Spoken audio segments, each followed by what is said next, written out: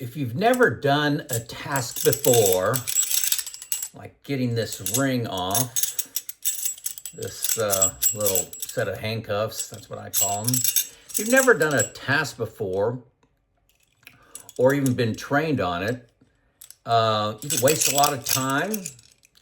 Not only that, it's difficult, it's frustrating, and can cost you a lot of money. But when you know what you're doing, it gets very easy and rewarding. So today, I've got 12 retirement skills that I was not trained for. And I bet you are not trained for these 12 skills. So I'm going to rattle them off, not in any order. Let's get into it. Number one, spending versus saving. Your whole life, you've done a great job of saving money. You put in 15, 20, 25% to your 401k and to your Roth IRA, to your brokerage account. You're saving that money, you've compounded it, you've invested it. Great. Try spending it down. This is very difficult. How are you going to spin down that nest egg and not totally panic? What's your reaction when that goes down? Are you going to say, hey, we need to tighten our belt. We can't go on that vacation. We can't buy that car. We can't, go out to eat. That spending versus saving is a big deal. I was not expecting it. It's taking me a few years to get really good at it. I can't even say I'm good at it, to get mediocre at it. But it's a big deal. Number two, changing how you look at expenses. A lot of people just look at their expenses and say, hey, we spend, pick a number, $5,000 a month. And then they escalate that for inflation. It's just going to go till the end of time. We're going to spend $5,000 plus inflation. Well, that's not what happens in retirement. You've got your go-go years. You've got years, as soon as you retire, you want to do things. You're more active. Maybe you want to go boating more. Maybe you want to go skiing 15 times a year. Maybe you want to travel. Maybe you want to buy an RV, travel the United States, go international, buy a second home, whatever you want to do. You've got the time, you got the money, do it, and you got the health. Do that when you're in your go-go years, which I say, and I think this is pretty common to say, that goes up to 75 if you're lucky. Then from 75 to 80 is a slow go time where you kind of still have some money, still kind of has some good physical abilities, but not what you had when you were 65. And then you've got the no-go years that maybe kick in at 85, where you're just basically, you're okay with just hanging around the house, hanging out with friends, relatives, getting together, but you're not going skiing in Colorado 15 times, let's just say. So it's a change in how you have to look at expenses. Number three, tax management. I'll be honest, folks, when I was working, I didn't do much at all with taxes. Taxes is something that happened to me, not something I tried to manage. In retirement, you've got especially when you deferred a lot of income like I did. Now I got a lot of action I can take to manage where I take money from to live on, and something called Roth conversions, where I'm taking money out of my IRA and put it into a Roth and paying the taxes and managing my tax bracket until RMD time. It's a big deal. It's hundreds of thousands of dollars, tens of thousands of dollars for many folks, can be hundreds of thousands of dollars. But tax management is something I had to learn how to do that. Number four, this one was hard. Not trying to maximize returns. Now, if you're 30, 40, maybe even 50, you're trying to maximize your returns. You got, 100% of your investments in S&P 500. Why do I need bonds? Why do I need, dividend stocks? When you retire, you got to have safety plus good returns. Not the best returns, but you want some safety. You got something called sequence of returns risk, where you get low returns, like negative returns earlier in your retirement that can really ruin your retirement. So you need to know what a sequence of returns risk is. You need to prepare for it. And the preparation is what I'll call safety. I use buckets for that. You've heard me talk about buckets. I got 10 years out of the stock market, 10 years in fixed type assets, assets like CDs, like bonds. I know they're not 100% fixed, but money market funds, but much more fixed, less variability than equities. So safety, something I needed to understand how I was going to plan for that. Number 5, doing nothing during market drama. Now, I was pretty good at doing nothing during market fluctuations while I was working. But I guess the point I wanted to make here is I had a bias for action. When something happened, I wanted to do something. I wanted to take control, grab the bull by the horns, and manage it. Where, like in 2022, when the market dropped, I was down over 30% in my equity bucket. Doing nothing was the right call. Can you do nothing? Can you do nothing? I was just talking to a guy yesterday that in 2022, he took everything out of equities, took 100% out of equities because he just retired, saw his nest egg going down. I need to wait this thing out. Yeah, that was very costly. Doing nothing is actually one of the best decisions you can make with your assets when there's market drama. Number 6, this one's big for me, asking for help. I built my nest egg, built my career. I had help along the way. I had advisors, I had bosses, I had people looking out for me. But when you're putting together your retirement plan, it's a game you really don't know. There's a lot of complexity to creating how you're going to create income, how you're going to manage that income, what are you going to invest in, when you're taking Social Security, what do you use inside your models for returns, inflation, medical inflation, longevity. There's a lot of things to understand. And how should I say this? 100% of the time, it's better to have a second set of eyes looking at that. Looking at my plans, especially when it comes to retirement. That's hard. I have an ego like everybody else does. And the financial planning associated with retirement is 100 times more complicated than saving. So asking for help is something that I really am big on in this channel. I had Excel spreadsheets that I used to plan my retirement. Then I found Boldin, and it's 1,000 times better. And it also supplements my Excel spreadsheets. I had about 10 sheets. I'm down to 1 now because I like to know how the sausage is made. So I have my Excel spreadsheet over here, and then I have Boldin, and then I compare them to each other to make sure I don't have a mistake and error. And believe me, I had a lot. Also, getting a CFP to look at your plan. You think it's good.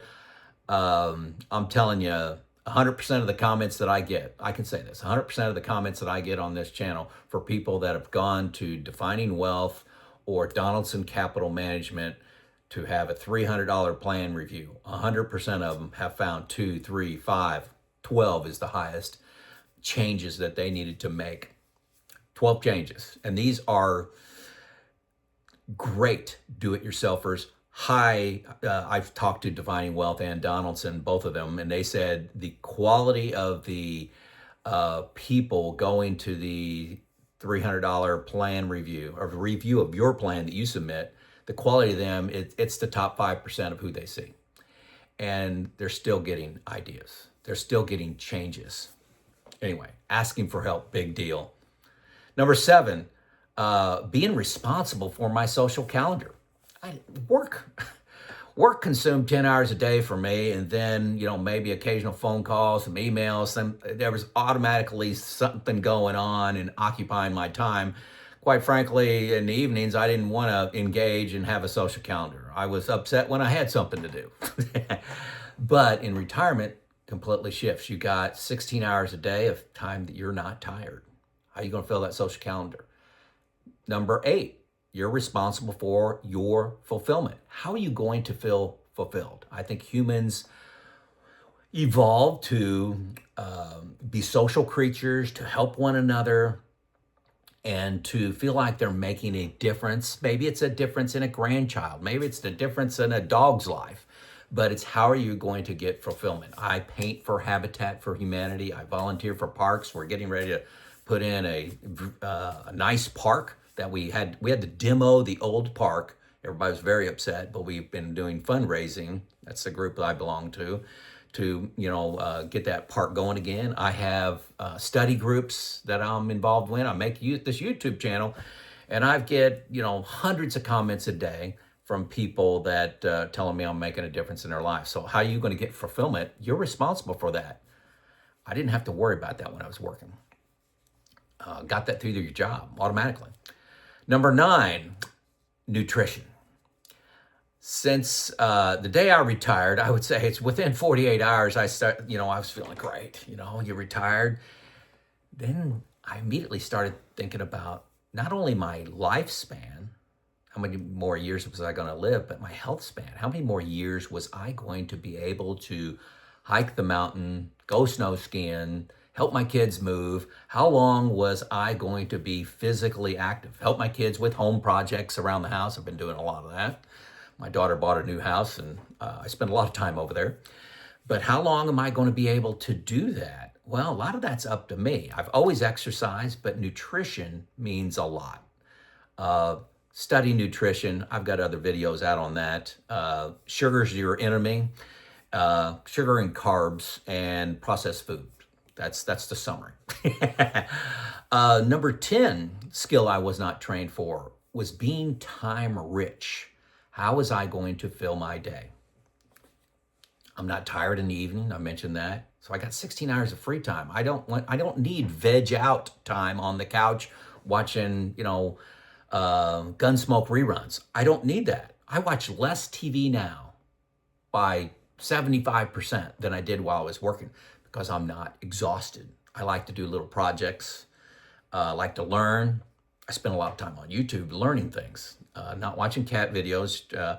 Now I'm watching videos on how to install interior doors in a house. I'm putting an office door putting it on at my daughter's house, enclosing it in, putting in doors, how to level it up. Anyway, interesting that I'm learning how to do that. And don't think your honey-do list, here's a mistake I made. I had a honey-do list that I had 30 items on it the day I retired. I finished that list in 2 months. Okay, I got another 25 years. What am I going to do? So time rich. Another one. This one's a big one. This one's really big. This one could be the biggest, okay? This one could be the biggest. 24 hours, 7 days a week with your spouse. I'm not trained for that. I'm used to being able to go off to work at least 5 days a week for 50 hours, and it's quite a bit different. How are you going to work together? What's the expectations do you have on each other? What journeys are we going to be on together, like travel, like nutrition, like getting together with friends and playing cards and playing board games? And what journeys am I going to be on alone? This YouTube channel, my study groups, my investment groups, okay? What am I going to do alone? What are we going to do together? My exercise routine is alone. We do a little bit together. We go on walks together, but weightlifting and my HIIT training, she doesn't participate in. Number 12, this is a big change a big skill change, is getting things done is what I was rewarded for at work. Accomplishment, reaching a goal, setting a new production target, new quality target, new cost target. The pace, very fast, okay? When you're retired, don't have that pace. I don't need to accomplish anything today. In my job, there was automatic rewards built in there. You got bonuses, you got pay increases, you got pats on the back, recognition from peers. But in retirement, you don't have any of that. So your challenge is, how do you get fulfillment and sense of accomplishment when it's not built in. Okay, uh, got to measure it differently. I'm moving from getting feeling accomplishment from getting things done to enjoying the day, enjoying time with my family, with my mom who's in a nursing home. I've talked about her a lot. Been spending time with my dad, my family. A couple weeks from now, we're going to be going on vacation with two of my kids. That was a Christmas gift we gave them. You know, all expense paid vacation on mom and dad, trying to spend our money on relationships and times when they could, you know, use the money more than, you know, after we pass and they're 50 or 60, 70 years old. They don't need the money as much. Let's give them a nice vacation when they're young. I spent a lot of time, you know, babysitting my granddaughter Everly, more time with friends, more time with travel. So just enjoying the day, learning, rather than the automatic rewards that come from work. This YouTube channel, you know, one of the things that's not really a struggle, but it's something that I'm very keenly aware of. There's channels out there far bigger than mine. And I could hire somebody to make the thumbnails, somebody that does the editing, somebody that makes shorts, somebody that broadcasts this on all the different social media platforms. I could pay that out and grow my channel. I don't want to. This is a hobby for me. I'm doing this for fun. I'm doing this for, you know, partially for an accomplishment, partially for getting fulfillment. I enjoy doing it. I enjoy helping others, but I'm not trying to have the biggest channel out there. Now, I would like you to like and subscribe. If you like the content here, it helps YouTube push my channel out. I might as well make some money along the way. You know, that's fun. So anyway, those are my 12 skills. I've been working on this list for about 2 weeks now. 12 skills that I was not trained for in retirement that I believe are key, and wanted to give you a little advance notice. Okay, so you folks that are retired, did I miss a skill? Did I miss a skill that you had to develop during retirement you thought was critical that I may have missed? Get it going in the comments section. Let's show out.